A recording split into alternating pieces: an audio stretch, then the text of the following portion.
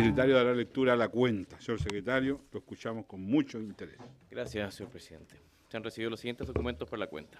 En primer lugar, un oficio del director del trabajo, por medio del cual adjunto el pronunciamiento jurídico respecto a la forma de determinar el piso de la negociación en la discusión del próximo contrato colectivo propuesto por el sindicato número 1 de la compañía minera Saldívar. En segundo lugar, un oficio del director de presupuestos, a través del cual envía respuesta al oficio 160 de la comisión, que sugería estudiar la posibilidad de generar algún mecanismo que permita mayor flexibilidad en la gestión de los recursos del ISL.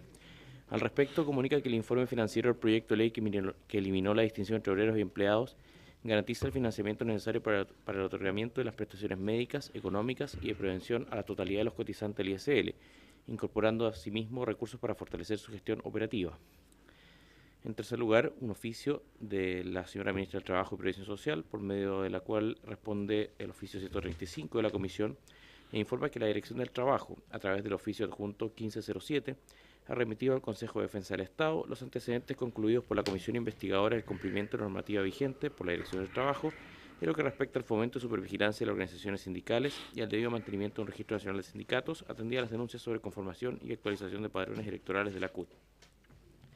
En cuarto lugar, una nota del señor Juan Siebold, por medio de la cual adjunta propuesta de ley para derogar los artículos número 2 de la ley 18.225 y número 4 del decreto ley 3.501 de 1980, para así evitar una injusticia que en su opinión se produce en los procesos de desafiliación y otorgamiento de pensiones a los imponentes del IPS.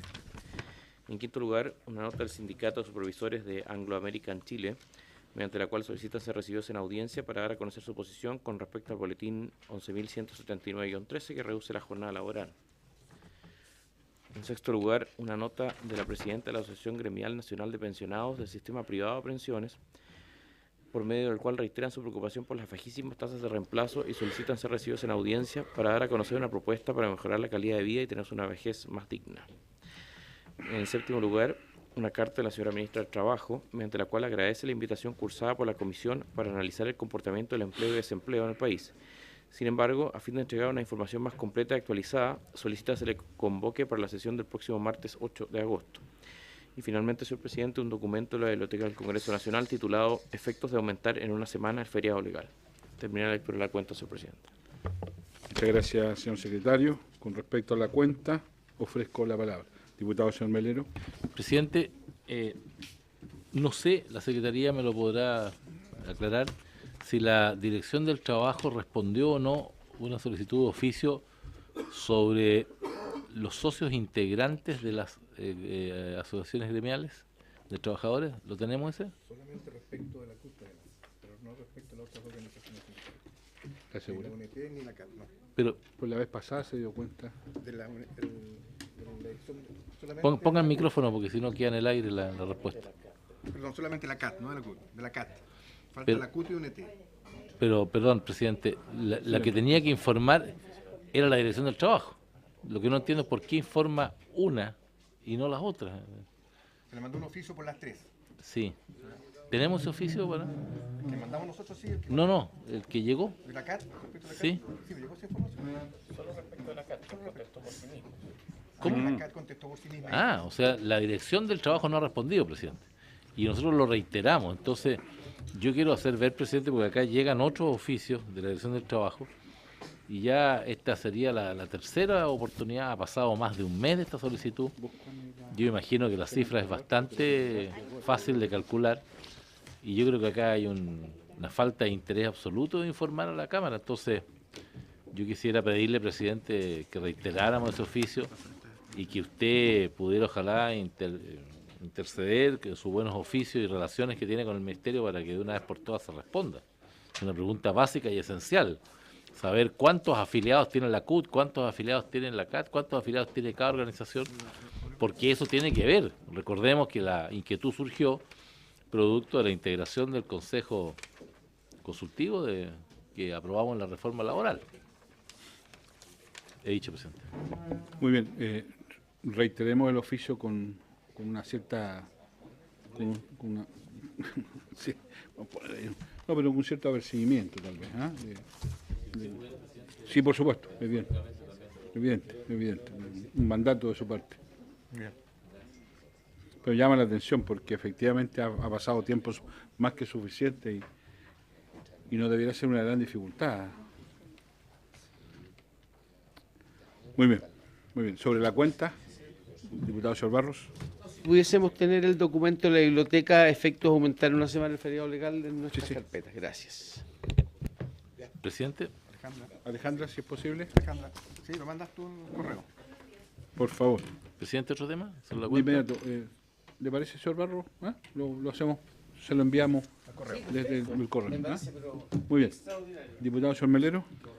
Sí, presidente, la señora ministra del Trabajo se disculpa nuevamente, ya se ha disculpado 2 veces, para venir a dar cuenta a esta comisión sobre el comportamiento del desempleo.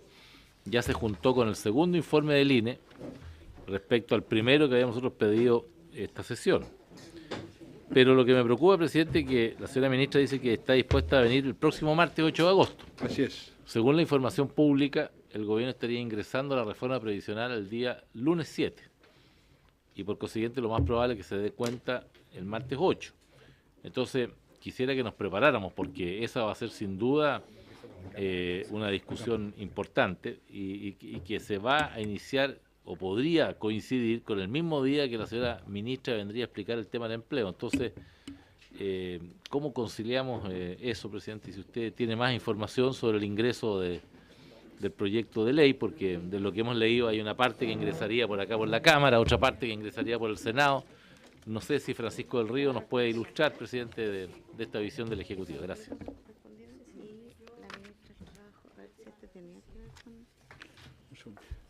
Lo que tengo información al respecto es que se presentaría a lo menos 2 proyectos, una reforma constitucional y una reforma al sistema de pensiones propiamente tal. Entiendo que ambas iniciativas ingresarían por la Cámara de Diputados. Es la información que tengo hasta ahora, no tengo posibilidad de dar certeza de esto. Y efectivamente ingresarían el lunes, deberá darse cuenta el día martes de ambas iniciativas. Y tal vez, si hay condiciones, podríamos fijar una hora de trabajo para el tema empleo y a la hora siguiente de la misma sesión escuchar al ministro o a los ministros que nos pudieran dar una mirada general de lo que corresponde a la Comisión de Trabajo en materia de pensiones para iniciar esa discusión.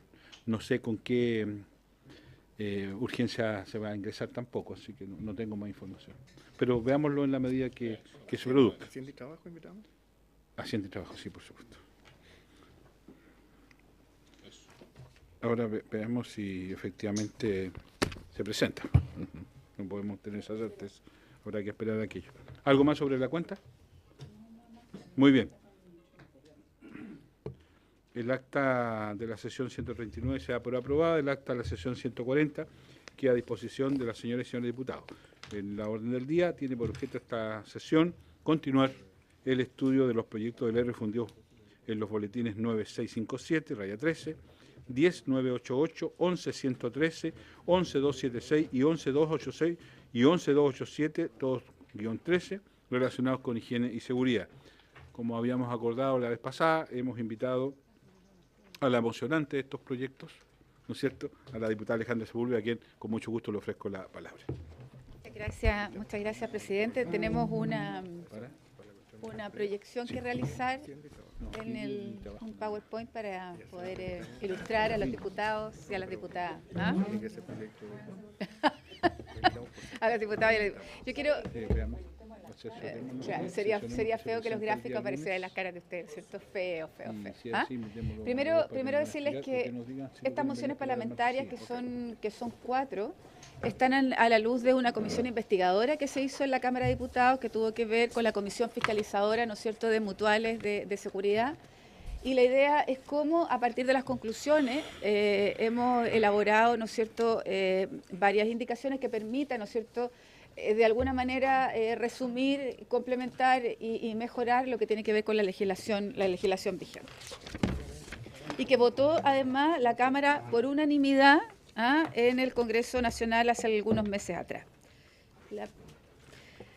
Esto es algo que hemos discutido varias veces, por lo menos cuando yo he estado presente en la comisión, y que tiene que ver con información que nos ha entregado la Suceso en los casos de los accidentes, ¿no es cierto?, que se presentan en el sistema como denunciados.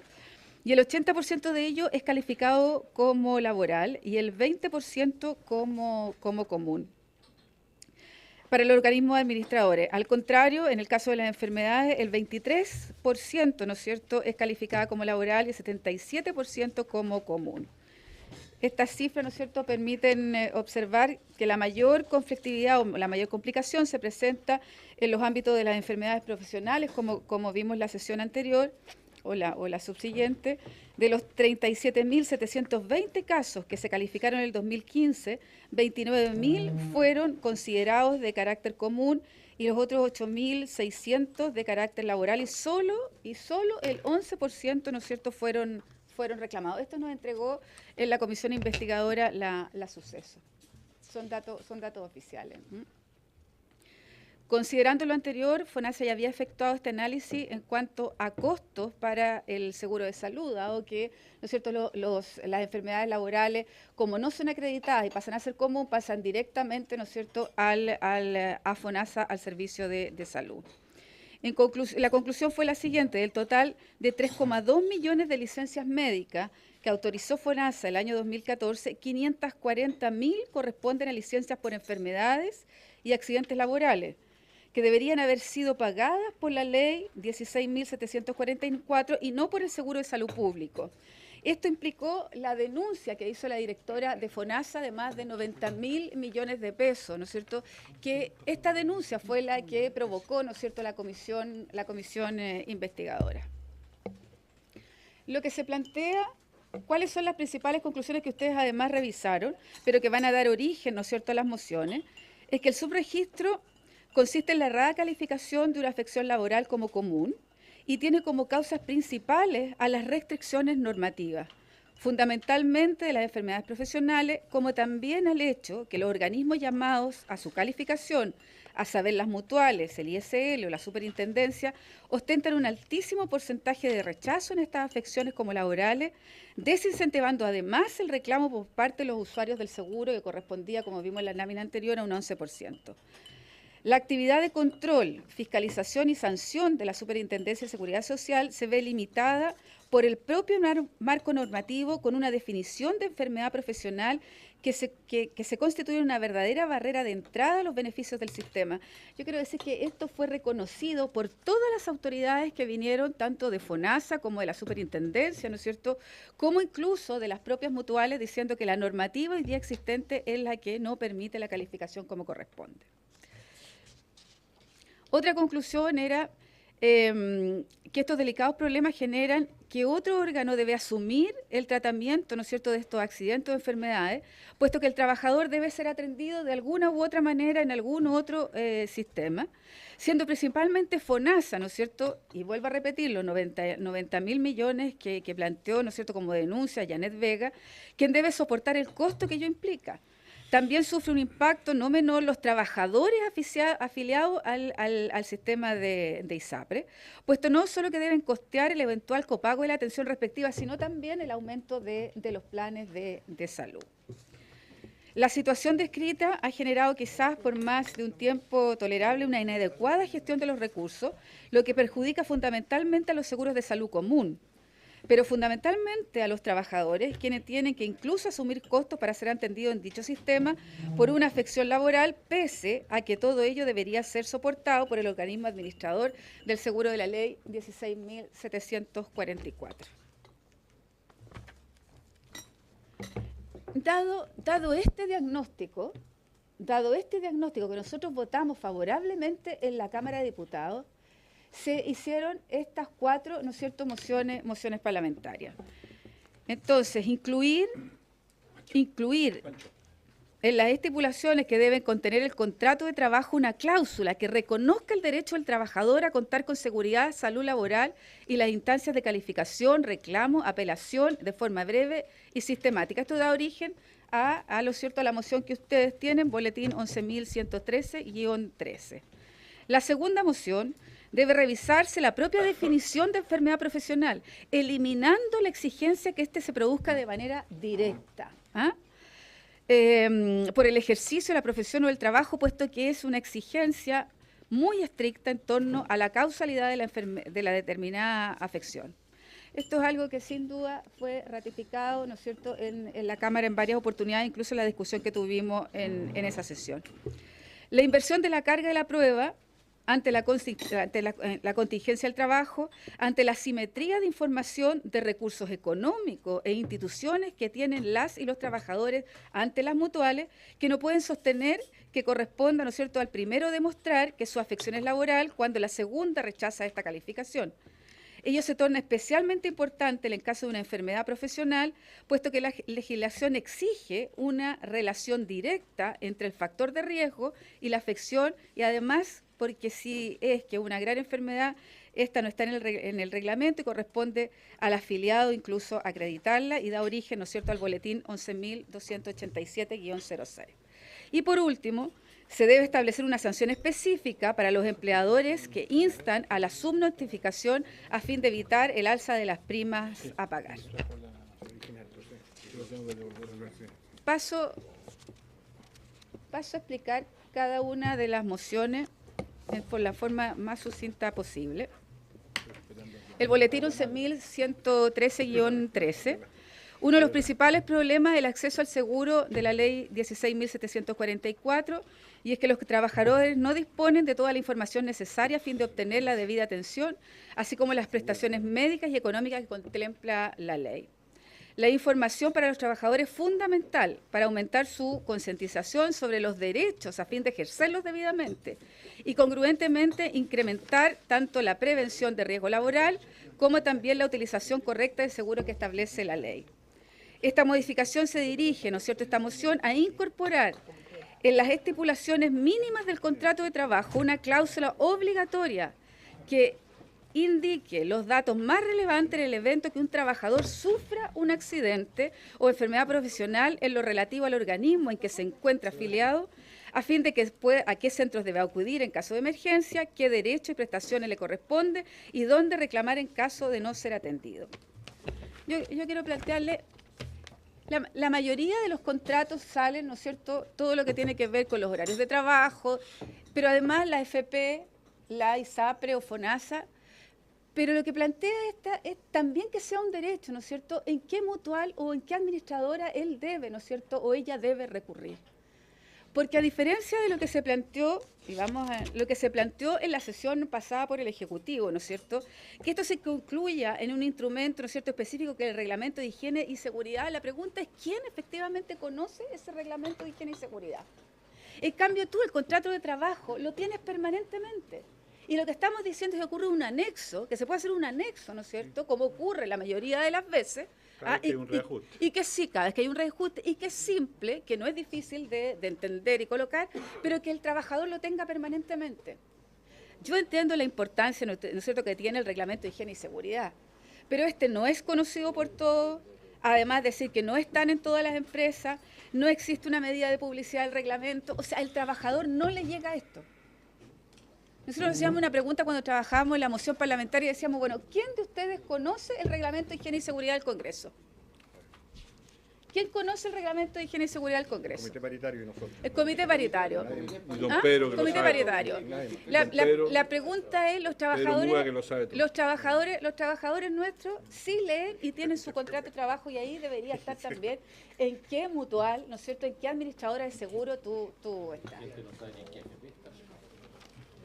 O sea, yo no voy a decir lo que me pasó a mí cuando el otro día tuve un accidente laboral. ¿Tú? Yo fui y me atendí por mi SAPRE y no me atendí por donde me correspondía. Entonces la idea es que esta subnotificación o esta información que no tienen los trabajadores sí se puede hacer, ¿no es cierto?, a través del contrato de trabajo. ¿Ah?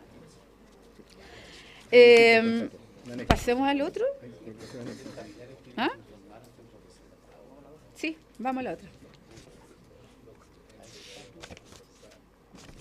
Ahora, en lo que tiene que ver con la OIT ha sugerido un concepto de enfermedad profesional contenido en el protocolo del año 2002 relativo al Convenio sobre Seguridad y Salud de los Trabajadores del año 1981, en donde fundamentalmente tiene que ver con los factores de riesgo y que la prueba no sea fácil de argumentar.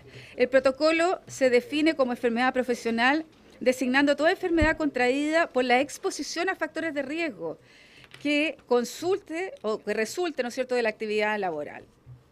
la definición anunciada cumple los dos criterios fijados en las conclusiones del informe de la Comisión Investigadora: incorporar criterios que tomen, ¿no es cierto?, o que no tornen imposible la prueba de la contingencia laboral, y la de establecer factores, ¿no es cierto?, indiciarios que permitan concluir que existe tal o cual enfermedad. Ahora, la idea más importante, o sea, para nosotros lo más importante fue lo que plantearon y lo que hicimos colocar aquí, la directora de FONASA, lo que dijo la subsecretaria de Previsión Social, Julia Urquieta, en su minuto, y qué es lo que dijo el propio superintendente, ¿no es cierto?, de Seguridad Social, Claudio Reyes.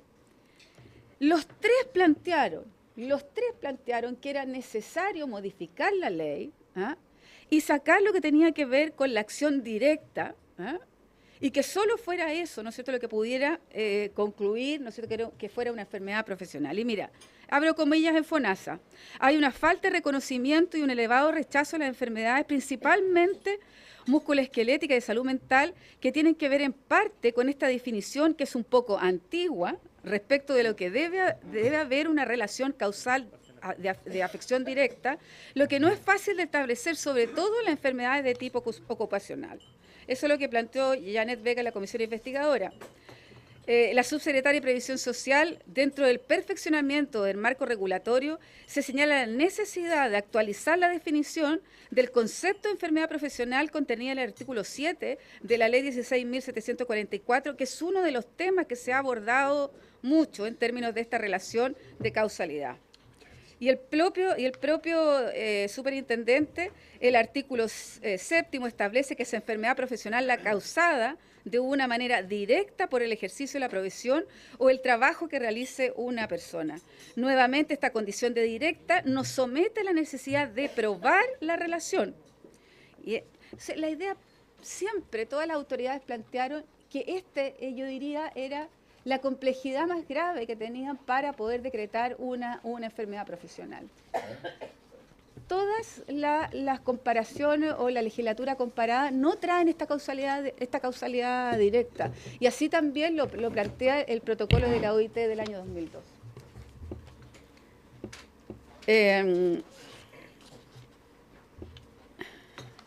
Lo que planteó el Ejecutivo, presidente, es que se debe contar con mayores estudios, ¿no es cierto?, para esto, y yo creo que estamos todos de acuerdo que la Comisión Investigadora de las Mutuales entregó suficiente argumentación con todas las autoridades de la competencia en su minuto, ¿no es cierto?, que esto era un cambio que había que hacer en forma urgente.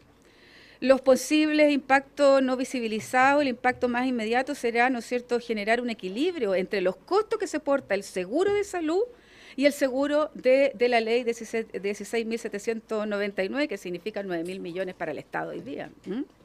Se debe avanzar en una regulación integral, ¿no es cierto?, del sistema de seguridad. Claro, a nosotros nos encantaría que que pudiéramos poder legislar en torno a todo el sistema, ¿no es cierto?, de seguridad, de salud y seguridad en el trabajo, pero mientras no avancemos en algo, no podemos esperar, ¿no es cierto?, que el Ejecutivo mande todas las mociones o mande todo el sistema completo cuando podemos nosotros ir avanzando en estas mociones parlamentarias.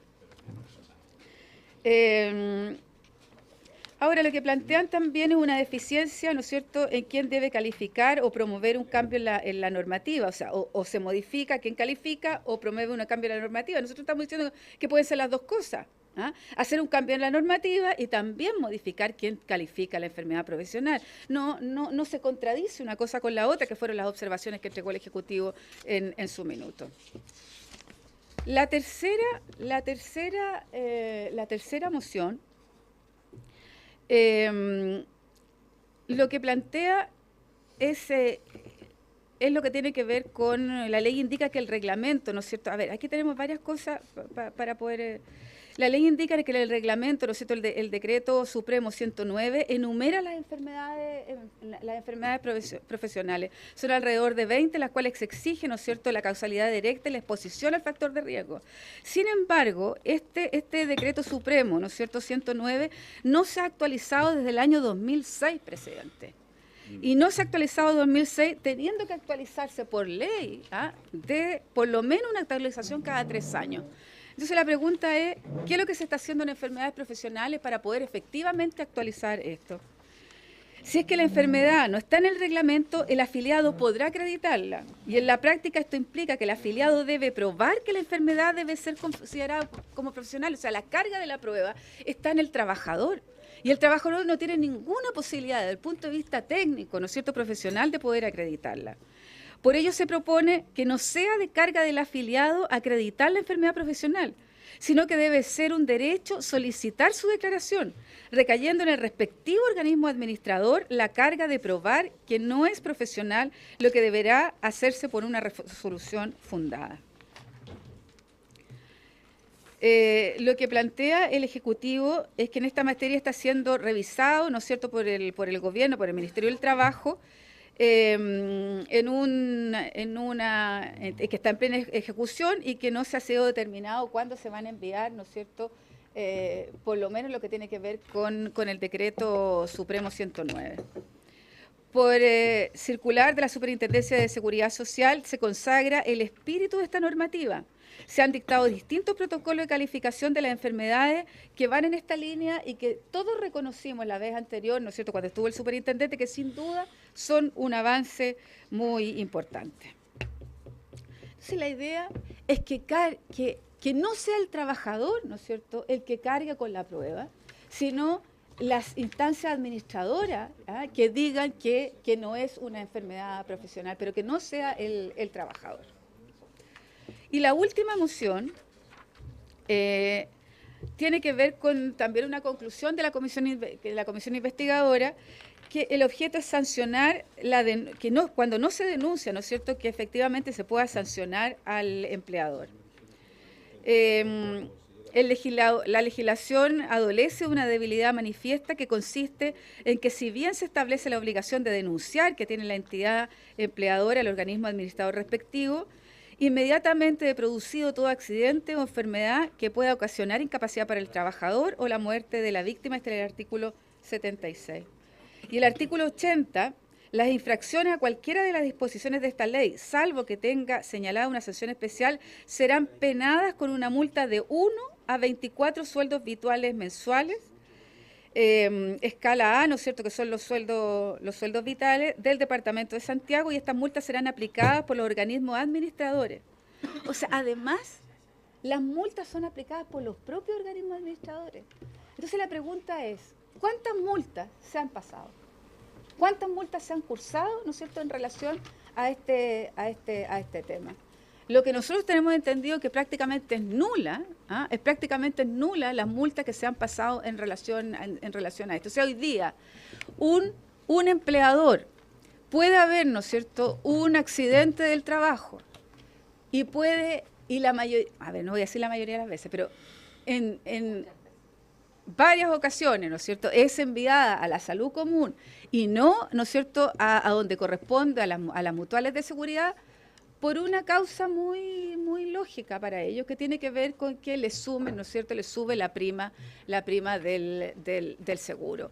Pero aquí, quien paga las consecuencias es, sin duda, el trabajador y también el propio seguro de salud, porque tiene que atender, ¿no es cierto?, a gente que no le corresponde. Por lo tanto, se propone la infracción, ¿no es cierto?, será sancionado con una multa de 10 a 100 unidades tributarias mensuales, y en caso de reincidencia se podrá aplicar el doble de la multa en el caso de la segunda infracción, el triple en el caso de la tercera, y así sucesivamente. Actualmente el Código del Trabajo contempla una sanción genérica aplicable a cualquier infracción que no tenga una sanción especial. Para la microempresa y la pequeña empresa, la sanción ascenderá a 1 a 10 unidades tributarias mensuales. Tratándose de medianas empresas, la sanción ascenderá de 2 a 40 unidades tributarias mensuales, y tratándose de una gran empresa, la sanción ascenderá de 3 a 60 unidades tributarias mensuales. Y vuelvo a hacer la pregunta, o sea, ¿cuántos son los datos que efectivamente tenemos, ¿no es cierto?, cuando se incumple esta denuncia de los accidentes? Entonces, el espíritu de la moción establece algo que nosotros votamos en la Cámara de Diputados en forma unánime en la Comisión Investigadora, que es una sanción específica a fin de que efectivamente las denuncias se realicen en relación a los accidentes y enfermedades profesionales. si bien colocamos para terminar la política nacional de salud, ¿no es cierto?, y seguridad del trabajo, tiene un enfoque preventivo, también se debe cautelar que no se produzcan conductas que tiendan al subregistro de esta contingencia asociada, ¿no es cierto?, al trabajo, que es lo que le planteamos en la primera lámina, ¿no es cierto?, que tiene que ver con la subnotificación. Eso es todo, presidente. Tratamos de ser lo más sucintos posible. Son los 4, son las... ¿Te referiste también que no sentí, diputada, al proyecto inicial, el 9657, que establece la sanción penal? Es que, claro, nosotros tenemos las 4 autorías nuestras. Ah, ok. Eso es de otro parlamentario. Okay, ¿ah? muy bien. Sí. Ya. O sea, lo que tratamos de hacer es las que nos corresponden a Muy bien. nosotros, que son Ya, las claro. 4. ¿ah? Ok. Las 4. Muy bien. Eso, yo no sé si hay alguna pregunta a los diputados. Ofrezco la palabra a los señores diputados para solo preguntas vinculadas con estas mociones por la diputada, no de otra naturaleza. Por favor. Ofrezco la palabra. Alejandro, muchísimas gracias. Por favor. Diputado No Campo. solo que me parece que Claro. un pequeño comentario, que me parece que efectivamente estos vienen a llenar un vacío que la comisión investigadora entregó los elementos suficientes como para establecer que efectivamente quede ya escriturado, que se transforme en un derecho, el tema de que todo el mundo sepa, y muy bien el ejemplo, si la propia parlamentaria que está presentando las mociones con varios de los integrantes de esta comisión en un accidente laboral tuvo que concurrir a atenderse por la ISAPRE y no a concurrir por la mutuaria, es porque es algo que ocurre todos los días y a cada rato cuando existe un accidente laboral. También me parece que la modificación esta que se plantea como un elemento a no sé si modernizar, pero colocar en el contexto más actual de lo que es la legislación del trabajo, el tema de enfermedad profesional, me parece que es el camino correcto, atendiendo las conclusiones de la comisión investigadora, y por último establecer las sanciones. Y creo que las sanciones son bastante, se aplican de manera muy diversa, depende del tamaño de la empresa. Así que yo creo que en algunos de los, soy emocionante en algunos invitados por la diputada Sepúlveda, y creo que así como en algún momento también pudimos sacar esta ley que costó como 4 años también, que cuando en caso de que los trabajadores sintieran que estaban en riesgo su integridad física, no solamente en situaciones de catástrofes naturales, sino que por algunas circunstancias de la tarea que están cumpliendo en su función o en su faena, ellos se pudieran retirar de su lugar de trabajo. Yo creo que esto, sin duda, las comisiones investigadoras a veces tienen una lógica, y en este caso, que es del mundo del trabajo, creo que transformar esas recomendaciones en mociones distintas para refundirlas y dar mayor protección también a los trabajadores, creo que va en el sentido completamente correcto, y a través de su intermedio, presidente, adherir que estoy, más allá de algunas cosas que podamos discutir en específico, estoy completamente de acuerdo con estas 4 mociones que se transforman hoy día en un aporte sustantivo a la legislación laboral. Gracias, diputado Campo. Diputado Yespín. Sí, presidente. Bueno, yo también he concurrido a varias de las mociones presentadas en esta sesión por la diputada Sepúlveda. Creo que es la manera de que las comisiones investigadoras no solo hagan noticias por salir hablando en los medios en algún minuto, sino que transformar aquellas cosas que están en el marco de nuestra competencia, por eso concurrí con mi apoyo, transformarlas en ley de manera tal de no dejar ahí solo un testimonio de una discusión, de una reflexión, sino que de una acción concreta de cambios legislativos. Por tanto, creo que eso está bien encaminado. Y yo, de la presentación que hace ahora la diputada y el contrapunto que hace de la opinión del Ejecutivo, que más que opiniones de rechazo del Ejecutivo, la entiendo más bien como preocupaciones o condiciones más que rechazo. Me gustaría que si eso es así o no, digamos, porque en cada uno de los elementos se dice sí, se está trabajando, estamos avanzando, se quiere dar una mirada integral, etcétera. Pero eso a veces demora mucho, digamos, y la manera que nosotros tenemos como parlamentarios de avanzar en proyectos como este. Por tanto, me gustaría preguntar a la diputada si ella lo ve así, lo comparte lo que yo estoy señalando, y a la vez preguntar al Ejecutivo si eso es así, porque de alguna u otra manera creo que si está en la línea de lo que el Ejecutivo está trabajando, lo que está pensando, lo que está revisando, bueno, revisémoslo acá, aprobémoslo acá y sigamos adelante. Don Francisco. Sí, presidente. Decir varias cosas. Primero, celebrar y agradecer la sistematicidad con que ha presentado esta moción la diputada Sepúlveda, básicamente porque se enmarcan en el buen camino de la Política Nacional de Seguridad y Salud en el Trabajo, eso sin lugar a dudas, ¿ya? Creo que avanzan en el sentido correcto. Creo que tocan problemas que son hoy día importantes para la protección de los derechos de los trabajadores en esta materia. Efectivamente, el Ejecutivo ha estado trabajando algunos de estos temas, ha propuesto algunas soluciones. Son temas que involucran también la participación de varios servicios públicos y hay ciertos nudos técnicos que yo creo que puede ser súper importante poder aclarar para esta comisión para poder avanzar sustantivamente en estas mociones. En ese sentido creo que es fundamental el tema primero, de la definición de la enfermedad profesional, segundo, del proceso de calificación, y aquí yo quisiera proponer a la comisión, si es que se nos permite, poder sentar en esta mesa en una opinión muy específica sobre este punto, tanto a FONASA como a las mutuales, ¿ya?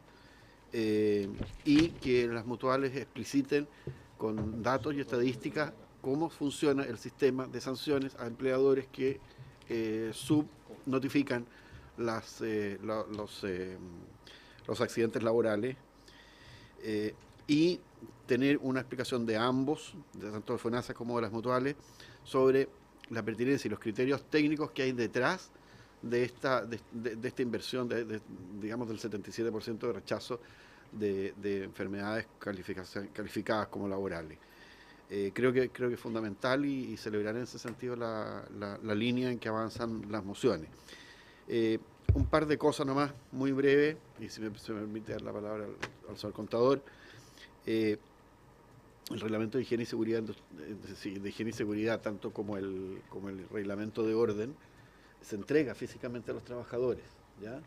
Es una de las obligaciones que más se cumplen efectivamente, porque implica un costo cero y es una medida fácilmente fiscalizable. Se entrega, se hacen los procesos de inducción, en general eso ha funcionado bien.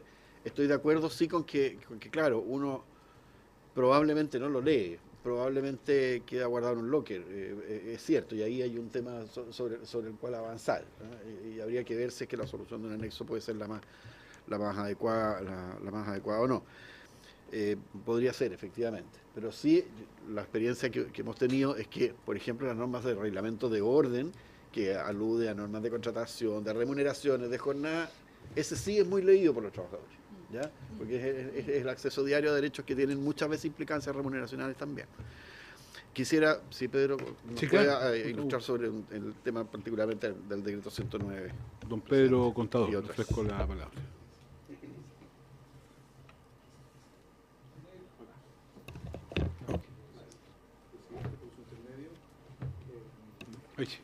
Sí, sumarme a lo que ya ha dicho Francisco, en el sentido de valorar las mociones explicadas por la diputada.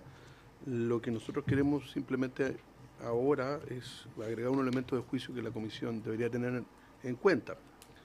Por ejemplo, el hecho de que la protección del seguro de la ley de accidentes no solo abarca a los trabajadores del sector privado donde hay contratos de trabajo.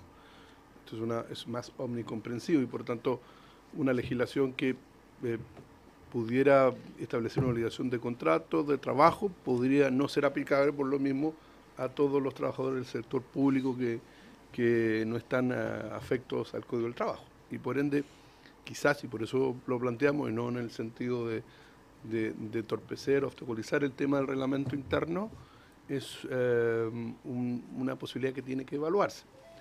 Y además porque nosotros lo entendemos de una manera integral, en el sentido que el Código del Trabajo, que también se aplica al sector público en este sentido, el artículo 184 también prevé que el deber de protección, la obligación de seguridad del empleador comprende el otorgamiento de atención sanitaria y de salud en caso de emergencia. Entonces también debería regularse y nos imaginamos en el procedimiento interno que ocurren esas situaciones. Y por tanto la indicación del reglamento interno del organismo administrador parece que es esencial e ineludible. Y por eso es que queremos insistir en que es una alternativa que tiene que evaluarse. ¿Ya? Respecto de la calificación de las enfermedades profesionales, de más está reiterar de los datos que proporciona la diputada son proporcionados por la Superintendencia de Seguridad Social. El nivel de subregistro, subnotificación y subcalificación de enfermedades profesionales es un hecho de la causa. Nosotros no pretendemos decir que tenemos niveles aceptables de calificación de enfermedades profesionales y por eso es que la política lo establece. Pero lo que hemos querido señalar que quizás debería abordarse de manera integral, a lo menos lo que se refiere a calificación de enfermedades profesionales, para no hacer tiene que cambiarse todo el sistema o toda la ley, sino que este tema. ¿Y por qué lo digo? Porque efectivamente el determinar la relación de causalidad implica el acceso a ciertas prestaciones y el aumento de la calificación de enfermedades profesionales trae como consecuencia el aumento del gasto en el seguro. Y eso es un hecho que tenemos que determinar. Eso no es posible pensar que esto no va a costar nada, va a costar. Y merecido está, si eso no es un tema de discusión, pero hay que igual que evaluarlo en ese sentido. Y efectivamente la propia política nacional da un marco para hacer estas adecuaciones de la definición de enfermedades profesionales, que no es un tema pacífico en el mundo tampoco. No es del todo claro de que existe una tendencia a suprimir el nexo causal, ¿ya? Directo, ¿ya? Los países lo pueden hacer perfectamente, y Chile lo puede hacer y hacer enfermedades relacionadas con el trabajo, eso es legítimo de cada país. Pero si vemos el listado mundial de enfermedades que aprobó la OIT a propósito de la recomendación 194 del año 2010, cuando define las enfermedades y las enumera, señala siempre como cláusula de cierre otras cuya relación causal directa se establezca. Y por tanto la propia OIT establece, no es que sea una exigencia que no se pueda cambiar, siempre para más es bienvenido, pero sí da este marco internacional dando a entender de que la relación causal directa no es un hecho que se haya superado a lo menos masivamente. Hay otros países, insisto, y eso es bueno quizás revisarlo, que han flexibilizado el concepto de enfermedad profesional y esa fórmula estamos buscando. Por ejemplo, en algunos países ciertas enfermedades profesionales que son claramente, no se discute la relación causal directa, por ejemplo, el asbesto, la silicosis, son profesionales, o sea, no hay discusión alguna. En Chile no es que se discutan, lo que es difícil es llegar a diagnosticarlo precozmente para que esto no sea enfermedad profesional, porque en realidad es bien complejo tratarlo después. Pero esa es una fórmula. Lo mismo el vincularlo más detalladamente con los factores presentes en los lugares de trabajo, sobre todo los factores de exposición. Y eso significa otro tema que tenemos débil y que la política lo asume. Se califica poco las enfermedades profesionales porque se busca poco, y se busca poco porque se hace poca vigilancia de la salud de los trabajadores. ¿Ya? No hay una vigilancia permanente de cuáles son los factores de riesgo de enfermedad, de si hay evaluaciones preocupacionales, ocupacionales, postocupacionales, y hay para riesgos muy específicos, como por ejemplo la altura, alguna de silicosis, y otras que se han estado regulando últimamente por el Ministerio de Salud, pero no hay un escenario de gran nivel de vigilancia de la salud, por tanto hay poca pesquisa, y como se busca poco, se encuentra poco. Es un tema que hay que tenerlo a la vista. Y efectivamente lo que la política busca, el momento es cuando, es también independizar que quien califica no sea el que además tenga que otorgar las prestaciones. Y es una definición que hace la política. Nuestro reglamento de enfermedades profesionales, que efectivamente no se actualiza desde el año 2006, sí hay que precisar que no se trata de una clasificación de diagnósticos médicos propiamente tal, en general. No hay los médicos no prescriben neurosis profesional, por decirlo de alguna manera, sino que son más bien familias de diagnósticos en los cuales puede haber un diagnóstico específico. Por tanto, nuestro listado es sumamente amplio, sumamente amplio. Entonces, en ese contexto es bien difícil, yo por lo menos no conozco casos no listados que se le haya solicitado a un trabajador o a alguien que se haya solicitado que se agregue porque no está listado, porque nuestro listado, a diferencia de otro listado, por ejemplo en Argentina, que detalla uno a uno cada una de las enfermedades que se diagnostican, nuestro es más bien genérica. Y ahí hay un problema que lo vemos a propósito de la moción, que la inversión del peso a la prueba lo dice en relación a las enfermedades no listadas, cuando el problema es más amplio, en realidad es respecto de todas las enfermedades, no solamente las no listadas. Entonces pareciera que una buena intención pudiera restringirse o ser un tanto ineficaz, porque el problema no es la enfermedad no listada, sino que en general todas las enfermedades profesionales. En ese contexto,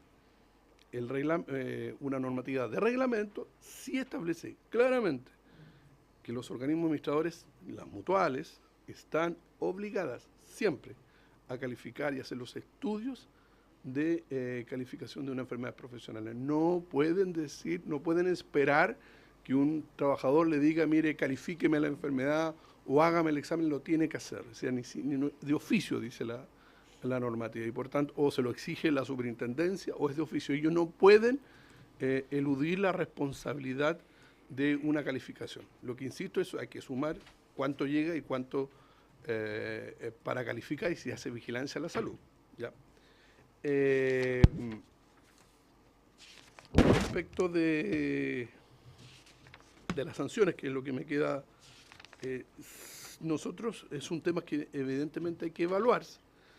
Lo que hemos insistido es que el ocultamiento es un problema grave y es quizás una conculcación de uno de los derechos más fundamentales de los trabajadores, como el acceso a la protección de la ley de accidentes cuando ocurre un siniestro. Pero el problema está que, como está la norma, pudiera entenderse que el problema que se pretende solucionar con los mocionantes no se soluciona, porque como queda redactado, quien aplicaría la sanción son las propias mutuales. No, o sea, por ejemplo, en materia de accidentes fatales y graves, lo que se agregó es una multa especial. ¿Ya? Es a 50 a 150 UTM y se aplica, ¿quién lo aplica? La Inspección del Trabajo, no. En su contratación, accidentes fatales y graves, lo aplica la Inspección del Trabajo, la Seremía de Salud. La norma lo dice expresamente. Eso lo estableció la ley de su contratación. Si nosotros, como está planteando el proyecto, se incorpora al inciso primero, que establece la obligación de denunciar una sanción especial, lo que hay que entender, ir a remitirse al artículo 80 de la ley de accidentes, y la ley de accidentes señala que las sanciones las aplica a los organismos administradores, y si no hay una sanción especial, aplican las que están en sueldos vitales. Ergo, si hay una sanción especial, como no señala la ley quien lo aplica, deberían aplicarlo a los organismos administradores. Entonces tendríamos quizás el contrasentido de que, por hacer más eficaz el tema sancionatorio, vamos a establecer una obligación respecto de quien no se quiera establecer, que son los propios organismos administradores. Y lo que queremos destacar que además la Dirección del Trabajo, en su procedimiento inspectivo, tiene un procedimiento especial de control y fiscalización de los accidentes del trabajo, del ocultamiento de los accidentes del trabajo, y es una práctica y un procedimiento por el cual los fiscalizadores del trabajo están adiestrados y capacitados para precisamente hacer investigaciones que permitan saber si el empleador o no cumplió su obligación de denunciar. Y en caso de denuncia, como dijo la diputada, efectivamente aplica la sanción del artículo 506. Y por tanto, esos temas son como importantes tenerlos a vista para quizás mejorar la discusión de los proyectos. Bien. Diputada Pascal. No, yo la verdad que no soy experta, pero lo que sí tengo claro es que a las empresas no les conviene denunciar accidentes de trabajo, porque la calificación internacional automáticamente les baja de la inseguridad correspondiente, y eso suma con respecto a todo su quehacer en el exterior. Y eso lo hemos detectado especialmente en mi distrito con respecto a las empresas pues, que producen cerdos y aves, digamos. En que los accidentes del trabajo uno los detecta en el hospital, ¿ya? Y más o menos, yo te diría, el 30% son denunciados y un 70% son llevados al hospital como emergencia extra. O sea, no de accidente de trabajo. Y eso es súper preocupante. Y yo creo que esto enfoca justamente a eso, a buscar cómo nosotros logramos que los accidentes de trabajo se denuncien como accidentes del trabajo y no sean carga hacia el sistema de salud público o al sistema de salud privado sin ser accidentes del trabajo, ¿ya? Y eso te lo dicen los abogados laborales, te lo dice la inspección del trabajo en la zona, te lo dicen los médicos, que a veces ellos denuncian porque la situación que se produce es notoriamente accidente laboral. Entonces ahí hay un tema que también tenemos que preocuparnos, ¿cómo hacemos para que realmente se puedan detectar esos accidentes del trabajo, sobre todo en áreas tan difusas como son cuando se trabaja en las partes rurales, que quedan en un punto y por lo tanto no hay detección, no se denuncia, no se lleva a cabo y no se multa, porque les baja el rating internacional, eso es una realidad. Yo, antes de ofrecer la palabra, diputada, que queremos ver el otro proyecto también, quisiera hacer una propuesta. Nosotros tenemos la siguiente dificultad. En la próxima sesión del día martes debiéramos tener primero el tema de empleo, ¿sí? Y eventualmente tendríamos que dar la cuenta del proyecto sobre pensiones. Hoy día queremos ver un proyecto que es producto de una audiencia pública en relación a los profesores, que probablemente pudiera quedar en condiciones de la próxima martes también ser visto. Y tenemos ya en discusión esta moción, este conjunto, más los paquetes vinculados con permisos y vacaciones, que es algo más avanzado ya, y está a puertas el paquete de jornadas.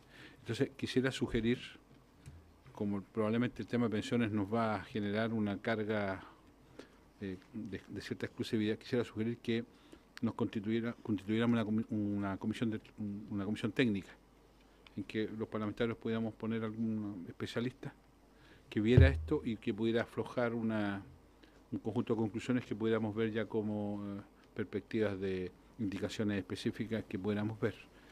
Y que nos diéramos no más allá un mes. Entiendo que incluso ya tenemos alguna buena noticia en relación a los trabajadores de los parlamentarios. Entiendo, me encontré con uno de los dirigentes y me contó que ya había una cierta iniciativa al respecto. O sea, y ahí funcionó un comité técnico, que entre otros estuvo el diputado Barro. Entonces, a lo mejor mantener esa línea pudiera ser interesante para avanzar en este proyecto y no dejar, a propósito de lo que se nos viene, dejarlo en una buena discusión. Diputada, y cerramos. Muchas gracias. Sí, y tomamos el acuerdo, si les parece. Primero, es bien difícil poder discutir en un bloque completo y no tratar moción por moción, porque yo creo que ahí uno puede desmenuzar un poco la argumentación. Decir que yo creo que es muy pertinente invitar a la directora de FONASA, ¿no? Porque toda la argumentación que ustedes dan se caen con las cifras que ya tenemos. O sea, toda la argumentación de lo bien que está desde el punto de vista del diseño, ¿no es cierto?, de la legislación que hoy día tenemos, se cae con las cifras. O sea, hoy día tenemos una subnotificación que es compleja, que lo que dice ella son 90.000 millones, que está atendiendo FONASA a través, ¿no es cierto?, de los hospitales, y que tenemos además todo un sistema ocioso de las mutuales, ocioso, porque ellos tienen que reinvertir, porque se supone que no hay fines de lucro, aunque tenemos que examinar todo lo que tiene que ver con la sociedad relacionada, pero decir que ahí, que ahí tenemos una complicación, que es una complicación enorme. Entonces, yo creo que además es interesante porque tiene que ver con el circuito completo. No es posible que nosotros tengamos niveles mejores, ¿no es cierto?, lo que tiene que ver con enfermedades profesionales que la propia OCDE. O sea, nosotros hoy día somos los primeros en el ranking de la OCDE. Y nosotros entendemos que no estamos en absoluto de eso y que tenemos cifras, ¿no es cierto?, que son absolutamente engañosas. Entonces, lo único que tratamos con estas 4 mociones, ¿no es cierto?, de tratar de ir ajustando cómo enfrentar la realidad hacia los trabajadores. A mí me gustaría después quizás poder discutirlo con ellos directamente, sí, claro, porque los ajustes, yo entiendo de lo que plantean en lo que tiene que ver con las penas, pero nosotros no podíamos decir quién tenía que cobrar, porque si no ahí, ¿no es cierto?, era inadmisible. Fue por eso que lo dejamos abierto, ¿ah? Pero no es otra razón. Tengo un montón de anotaciones aquí, pero ¿les parece, señores parlamentarios, que pudiéramos constituir una mesa técnica en que cada uno de los parlamentarios pudiera nominar a un especialista, por supuesto invitar a la diputada para ese esfuerzo, que ellos pudieran en un plazo de un mes, ojalá, poder arribar a un conjunto de conclusiones, acuerdos y sugerirnos un camino por la vía de indicaciones y poder enfrentar este tema en un mes más? Estoy básicamente pensando para no dejar esto en statu quo a la espera de que vamos viendo las otras cosas y avanzar, seguir avanzando en paralelo al trabajo normal de la comisión. El paquete completo. O sea, la idea es que si tomamos el acuerdo ahora, nos demos un plazo, unas 48 horas, para que cada uno de nosotros pudiera nominarle al señor secretario el nombre de un especialista y el secretario después los convoca. Él está permanentemente aquí, así que no hay problema. Desde la 8. Por supuesto, el Ejecutivo es fundamental en este esfuerzo. Y no resultaría nada si no está el Ejecutivo. ¿Les parece? Muy bien, de acuerdo. Gracias, Alejandro.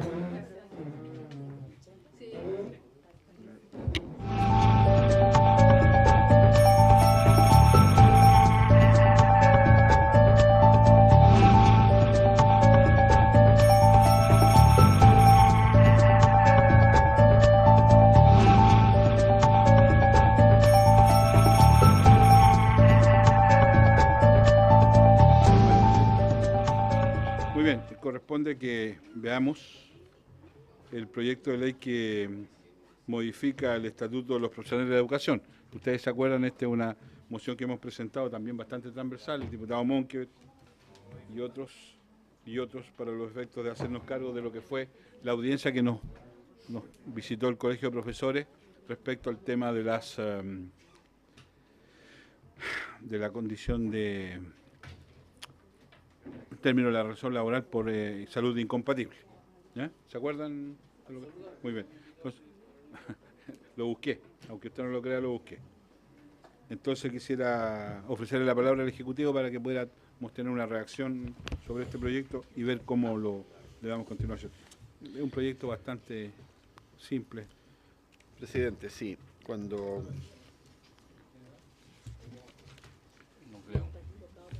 No lo hemos llamado para votar, pero a lo mejor escuchemos al Ejecutivo. Presidente, sí. Cuando el Ejecutivo tomó conocimiento de esta moción, revisamos las normas que en el Código del Trabajo conforman las condiciones por las cuales un trabajador puede ser despedido. Y efectivamente nos parece que hay una simetría muy significativa entre la causal contenida en el artículo 72H del Estatuto Docente y las normas generales que inspiran una relación laboral. Y al respecto solamente quisiera citar dos ejemplos porque no pretende ser una cátedra de nada. El inciso final del artículo 161 señala que las causales señaladas en los incisos anteriores, que son básicamente el despido por necesidades de la empresa y el desahucio, que es el despido unilateral, en ciertos casos, no podrán ser invocadas con respecto a trabajadores que gocen de licencia médica por enfermedad común, accidente del trabajo o enfermedad profesional otorgada en conformidad a las reglas vigentes. El artículo 161 bis, cuyo redactor, me recuerdo bien, fue el fallecido profesor Patricio Novoa, a propósito de la reforma laboral del 2001, dice: la invalidez total o parcial no es justa causa para el término del contrato de trabajo, ¿ya? Y el trabajador por tal motivo tendrá derecho a la indemnización recargada, etcétera, etcétera. Estas dos normas y en general el espíritu con que este libro trata el despido de un trabajador no se condicen con la discrecionalidad que informa el artículo 72H del Estatuto Docente y nos parece un contrasentido importante el hecho de que además de esa discrecionalidad para establecer una salud incompatible con el ejercicio de las funciones sea sin derecho a indemnización. Nos parece que no conversa con los principios generales de protección al trabajador que hoy día en el siglo XXI imperan. Sin embargo, jurídicamente lo que nos parece más importante es que la calificación de la incompatibilidad de la salud con el ejercicio de las funciones es por una persona que no tiene las condiciones técnicas para hacerlo, en forma unilateral y casi sin expresión de causa, con un simple expediente formal que es el hecho de haber hecho uso de licencia por más de 6 meses durante 2 años. A nosotros nos parece que esa norma está varios años atrás del Código del Trabajo, sinceramente. En ese sentido, nosotros en general, y sin perjuicio de un par de precisiones técnicas quizás que haya que hacer, nos parece que la moción está en el camino correcto en la protección de los derechos de un trabajador. Nos parece mucho más adecuada esta moción en orden a modificar la causal que a simplemente suprimirla. Creo que la solución propuesta en orden a pedir autorización al tribunal para poder despedir, previa calificación que el tribunal haga y previo informe médico que el tribunal obtenga de la incompatibilidad, nos parece que es un camino adecuado y razonable. Tiene un cierto paralelismo con el desafuero, ¿ya?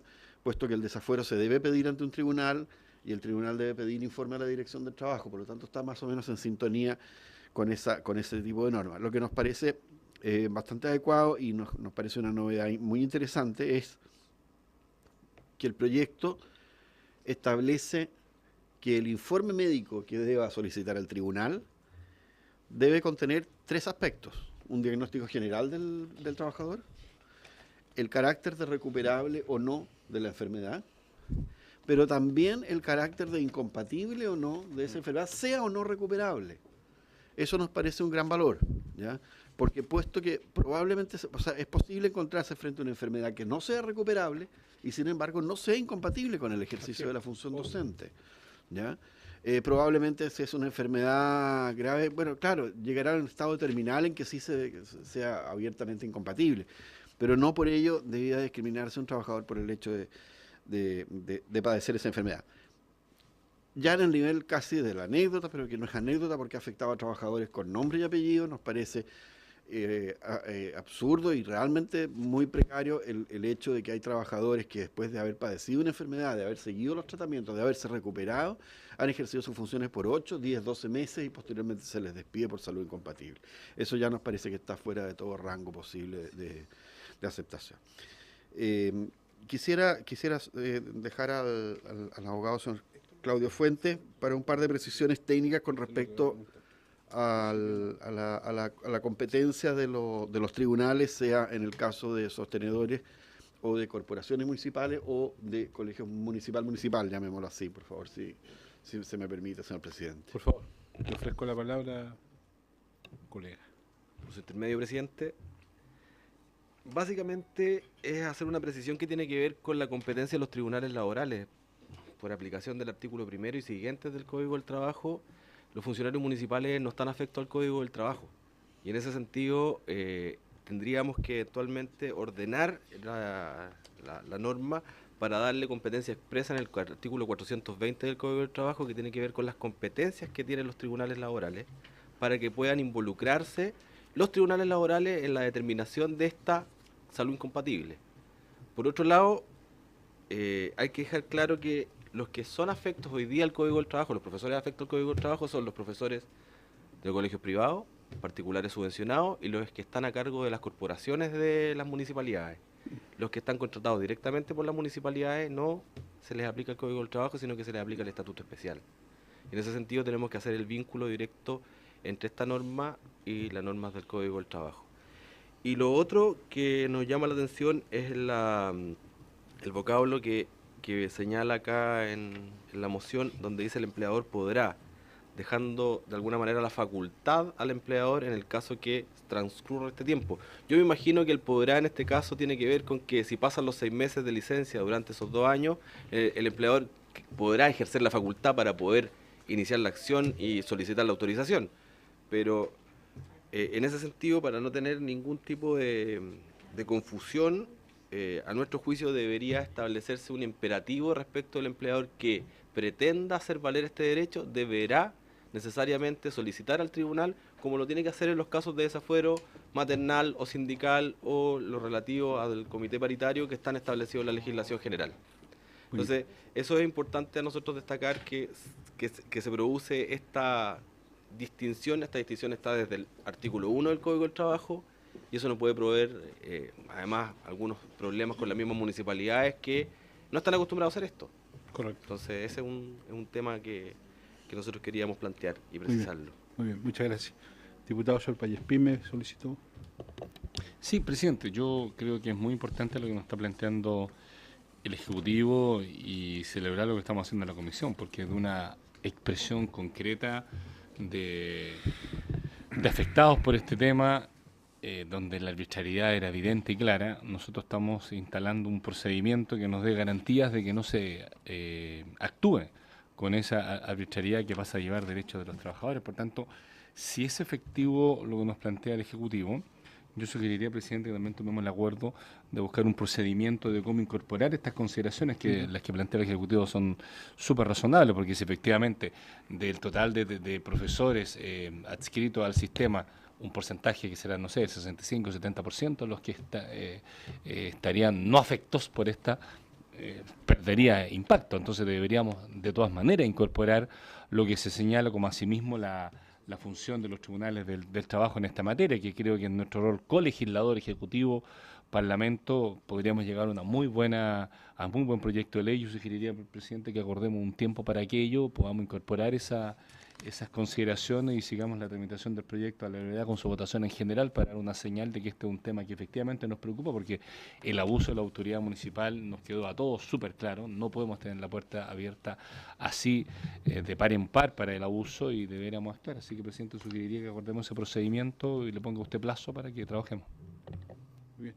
Yo quisiera dos consultas después de escuchar al Ejecutivo y la ponderación positiva que ha hecho de este proyecto. Quisiera ver si es posible que, porque está en el ámbito de su atribución exclusiva, pudiéramos considerar al sector público, al conjunto de trabajadores del sector público que también tienen la misma dificultad y que, claro, no se rigen por el Código del Trabajo.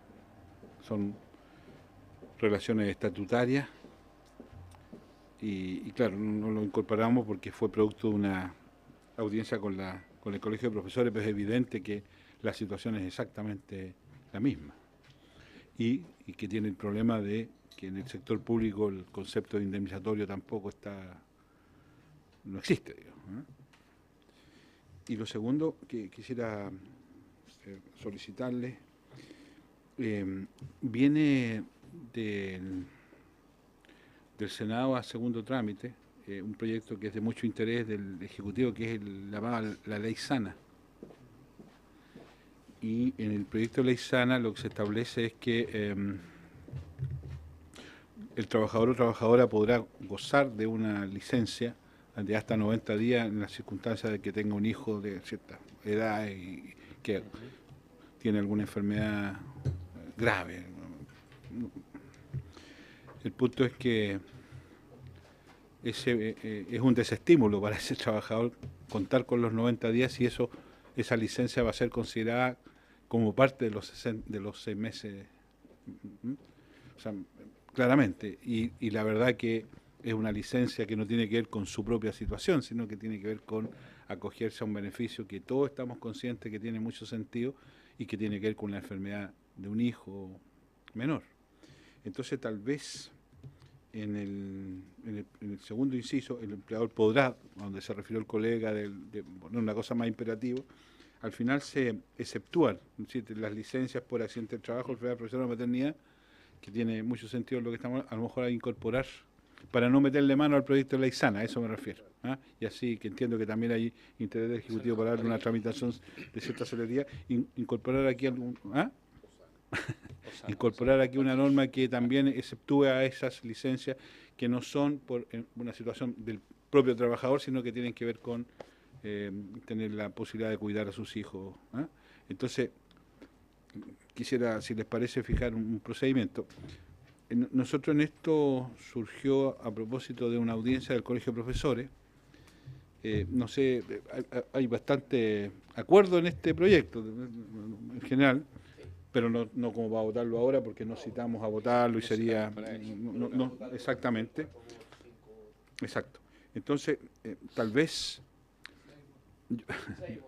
Yo pensaba conversar con el Ejecutivo si a propósito de la presentación del proyecto de ley de pensiones, si ellos quieren exponerlo el martes, donde además tenemos la citación al tema empleo, sugerir a lo mejor al Ejecutivo que prepare una presentación sobre el tema pensión en una sesión especial y el martes recibir el tema empleo, invitar a la Asociación de Municipalidades, que son los empleadores, ¿no es cierto?, que sería bueno para que no digan que no fueron escuchados. Son dos, así que podemos invitar a ambas,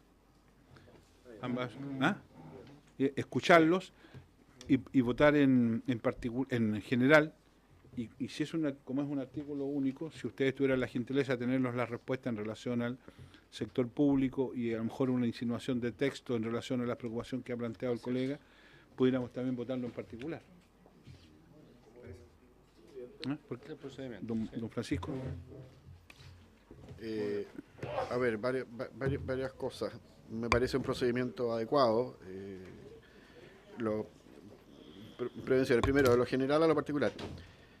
La presentación el martes o no el martes del proyecto sobre régimen de pensiones no depende de estos dos humildes asesores. No, eso lo pediría yo.